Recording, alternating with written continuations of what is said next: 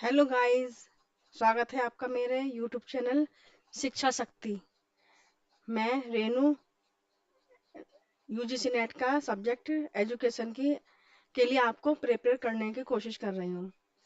अब तक हम पढ़ चुके थे शिक्षा दर्शन का अर्थ। उसमें हमने आस्तिक दर्शन, नास्तिक दर्शन इसके बारे में थोड़ी सी जानकारी प्राप्त करी थी। उसके बाद हमने जो नास्तिक दर्शन, आस्तिक दर्शन उनके जो स्कूल थे उनके बारे में भी बातें करी थी। 2 दिन पिछले लास्ट डे मैंने आपको सांख्य दर्शन के बारे में थोड़ा सा समझाया था। आज मैं आपको सांख्य दर्शन की जो संख्याएं हैं, जो 25 एलिमेंट हैं इसके। वैसे तो सांख्य दर्शन ने 2 एलिमेंट बताए हैं, प्रकृति और पुरुष। लेकिन वो 2 एलिमेंट जिसमें से प्रकृति कई भागों में बटी हुई है, पुरुष का पुरुष किसी भाग में बटा हुआ नहीं है, लेकिन प्रकृति को कई भागों में बांटा गया है। आइए देखते हैं किस तरह से। सांख्य दर्शन के 25, मतलब सांख्य दर्शन की जो प्रकृति है लगभग 24 पार्ट में बटी हुई है। 25 फिफ्थ है हमारा पुरुष। देखिए, पहले मैंने शॉर्ट में पढ़ते हैं कौन कौन से एलिमेंट है इनके। प्रकृति बट से बना है महत या बुद्धि। महत या बुद्धि से बना अहंकार। अहंकार भी 3 भागों में बटा हुआ है। एक सात्विक अहंकार जिसे वैकारिक कहते हैं, राजस अहंकार जिसे तेजस कहते हैं, और तामस अहंकार जिसे भूतादि कहते हैं। इन अहंकारों से ही ये 5 हमारे और बाकी के जो तत्व हैं वो बनाए गए हैं। किस तरह से बनाए गए हैं आइए देखते हैं। ये जो हमारा वैकारिक अहंकार यानी सात्विक अहंकार है, इनसे हमारे 5 ज्ञानेंद्रिय, 5 कर्मेंद्रिय और मन बना है। और जो भूतादि यानी तामस अहंकार है, इससे तन्मात्राएं और 5 महाभूत, 5 तन्मात्राएं, 5 महाभूत बने हैं। अब आप कहेंगे राजस अहंकार से क्या बना है। देखिए, जो राजस अहंकार है जिसे कहते हैं रजोधर्म, इससे कोई भी पार्ट बना नहीं है। लेकिन जो राजस अहंकार है ना, जब ये सात्विक अहंकार के साथ कार्यरत होता है, जब सात्विक अहंकार के साथ मिलता है तब ये अच्छे कर्म करता है। और जब वही राजस अहंकार तामस अहंकार के साथ मिल जाता है तो ये तामसी प्रवृत्ति का हो जाता है। हम कह सकते हैं कि राजस अहंकार क्रियाशील रहता है और इसी के द्वारा सात्विक अहंकार की प्रवृत्ति होती है, के कार्य होते हैं, और इसी के द्वारा तामस अहंकार के कार्य होते हैं। ये हमारे पर डिपेंड होता है कि हम सात्विक अहंकार की तरफ ज्यादा अट्रैक्टिव होते हैं या हम तामस अहंकार की तरफ ज्यादा अट्रैक्टिव होते हैं। जब राजस अहंकार को यह आकर्षित करेगा सात्विक अहंकार, तब हम अच्छी प्रवृत्ति के होते हैं, जैसे कि संत, साधु। और जब सात्विक अहंकार का मिलन इससे होता है तामस अहंकार से, तब हमारी प्रवृत्ति तामस अहंकार यानी कि क्रोध, आलस्य,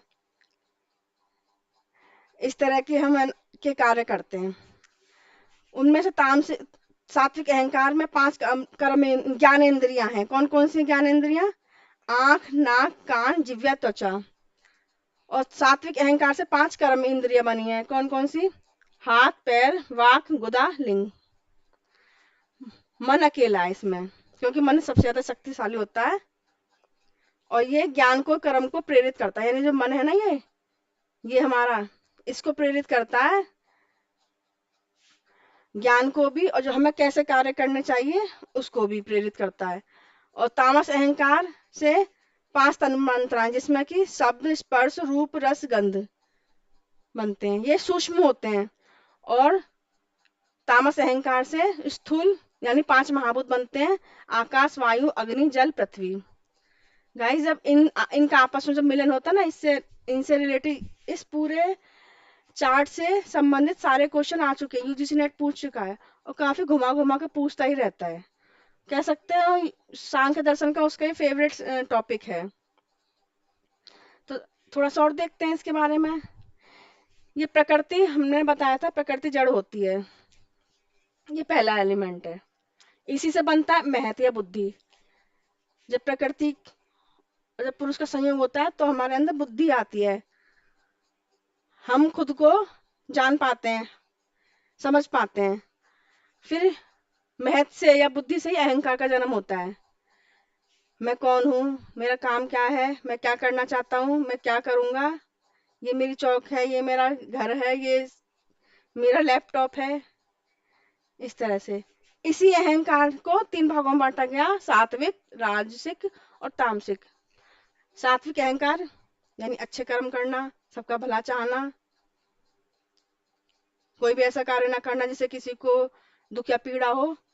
तेजस राजस अहंकार जो राजसी होते हैं, जैसे राजा महाराजा के गुण, इस तरह के।